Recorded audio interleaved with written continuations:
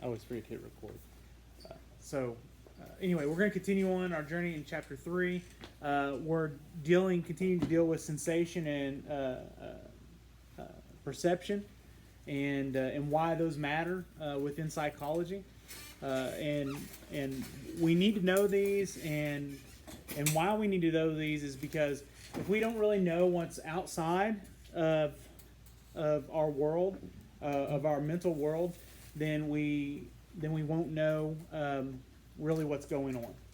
Okay, so that's why we have to deal with sensation and perception. Sensation is simply this: it is our mind's window to the world that exists around us. Right? That's what it is. That's what sensation is. Perception is the process of interpreting what we see, the world that exists around us. Right? And how we experience it and how we act upon that. Okay, so that's why we need to look at that stuff. Okay, we need to know how that works, because if we don't have that, if we don't know what that is, we don't know what the real world is. Okay, we only live in a mental state, and therefore that mental state can fluctuate and be whatever it wants to be. In other words, there is no normal. There is no normal stasis. There is no normal being. Are y'all following me? Hello there. Hello there. The one thing should never happen, right? So, is your phone going off? Right. So, So we need to know what real is. We need to know what normal is in order to get somebody there, right? So that's why we need to know what sensation and perception is, and so within that we are looking at different parts of the body, and right now we're looking at the science of seeing and how that looks. Okay, so what we're going to look at right now is we're going to look at we're going to do two objectives today. We're going to look at light and how the eye sees color. Okay, and so if you've had me in art, we've actually talked about this a little bit, and so we're going to talk about it today some. And what gets me is the more and more I continue to get through psychology and dig into this, the more and more I'm realizing how much art and psychology interact with each other, and we start talking about things.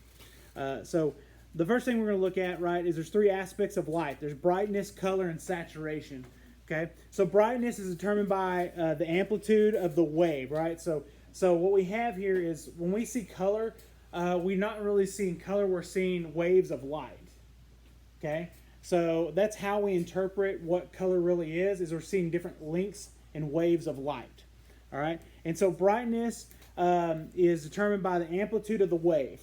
All right, so the higher the wave, the brighter the light. Okay, color, or hue, as it's called, right, is the length of the wave.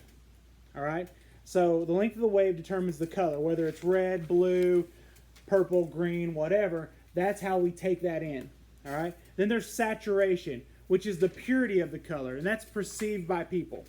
Right, so it's like this. It's like, so if we mix white into red, we get pink. All right, so that means it would be saturated.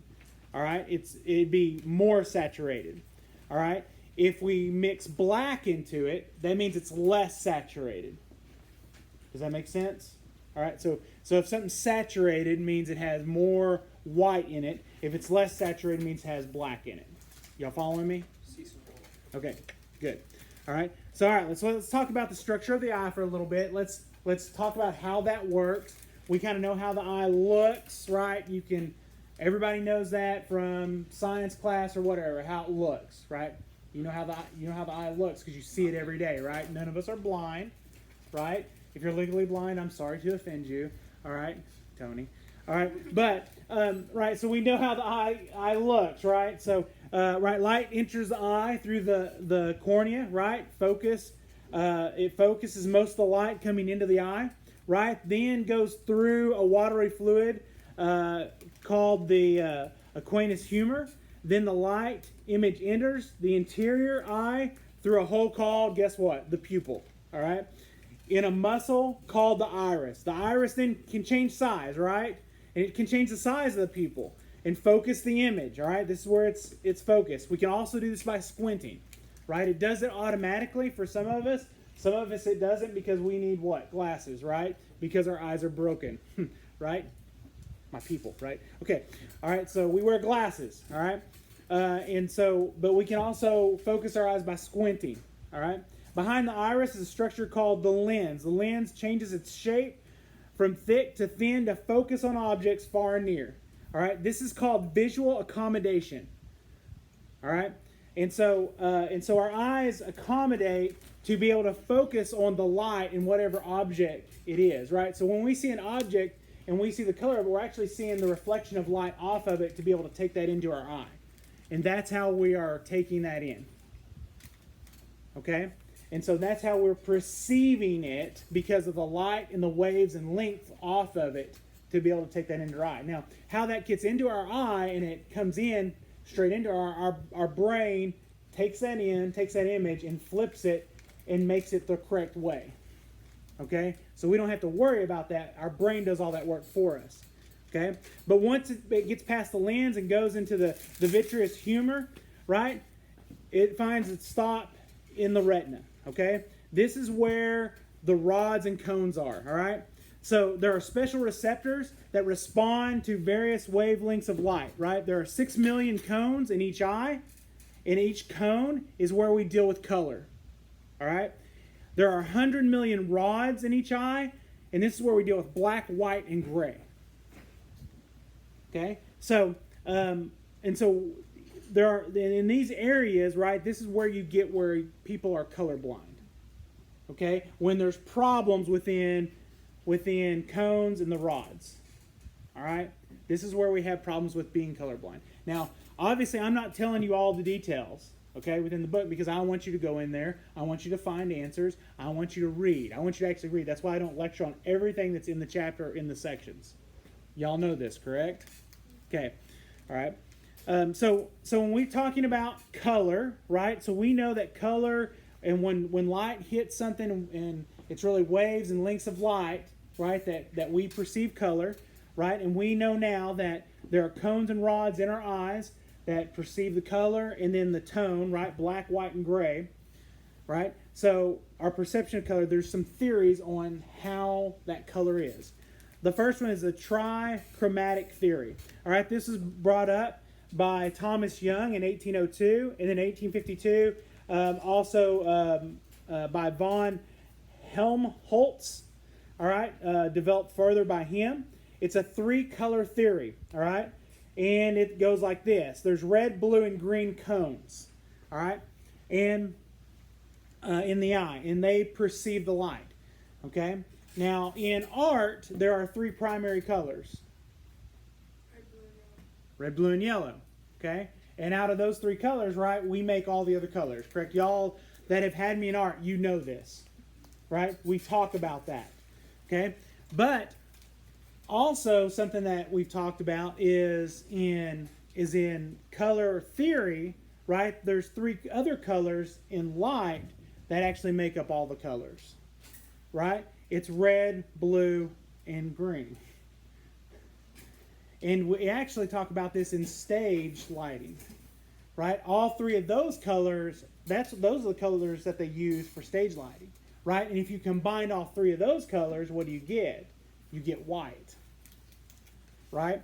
And so when we're using painting, you're talking about subtractive whenever you mix colors together, all right? But whenever you're talking about direct light, red, blue, green, right? You're talking about additive lighting. Okay, so when you add all those together, you get white. All right, that's why stage lighting is done that way. Okay, you add those in and you get white. All right, so this is kind of where you find that there are color blindness, right? And there's theories on color blindness and how this all works. Whether the cones or the rods, they're to blame for this. But this is just a theory on how we perceive color. Okay, it's a theory. It's not proven. It's just a theory on how we perceive color. And there's actually another theory out there, and you need to look that up. All right, there's a theory after this one. I like this theory the best. That's why I'm talking about it. Okay? Why? Because it goes along with my art stuff. Oh, give it a roll of the eyes. All right? Yeah, because it's the theory that I talk about in art. I just didn't know it was called this, because in the art books it's not called this. So we just talk about it. So and being that it's subtractive and additive light. Okay? I didn't even know it was called this. So but anyway, read up on color blindness. That's at the end of the chapter, or not at the end of the chapter. It's at the end of 3.3. 3.3. Also, in your book, there's a green and black flag and yellow flag.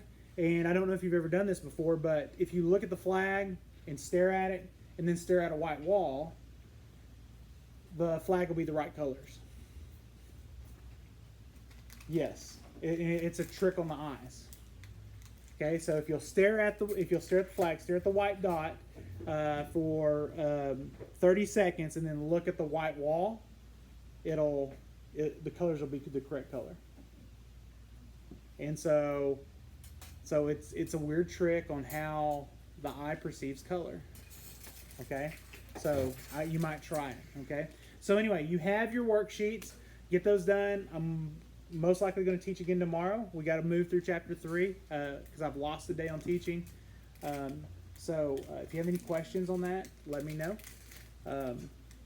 And I'll have new self-care tomorrow on that. Sound good? All right, any questions? Any complaints? Not from you, Aiden. What about me? Tony, I don't talk to you. I'm just joking, Tony. You know we love you. All right, guys.